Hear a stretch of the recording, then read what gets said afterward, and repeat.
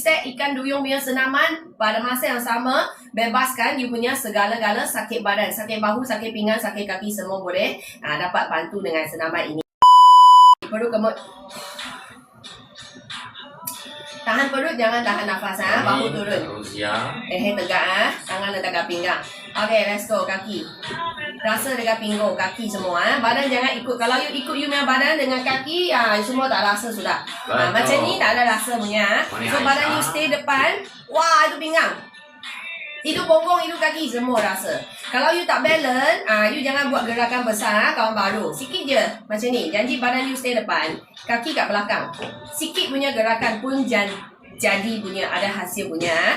Sudah stable, baru push kat belakang, you punya kaki. Okay, angkat tangan, push ke atas.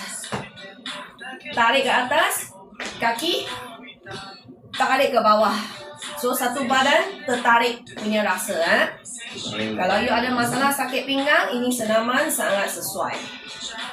Paling penting badan you jangan pusing. Okay, mari. Morning Morning, sudah ikut senaman video laju Okay, mari. Syabas bagus.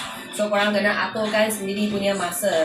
Kalau tak boleh ikut live punya masa 7.30, selalu busy, selalu ada hantar anak urusan luar, ataupun you ada kerja, tapi kita ingin nak senaman juga, dapat badan yang sihat, cantik, awet muda.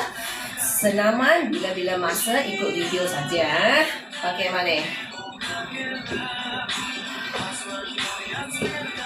Anak saya kata ni senaman ke menari? Dua-dua enjoy. Okay, sah. Dia senaman ke dia menari?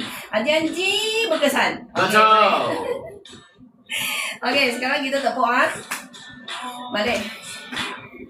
Ikut video rajin senaman kan. Selama ikut senaman macam Mami, badan dah tak ada sakit sudah. Tak ada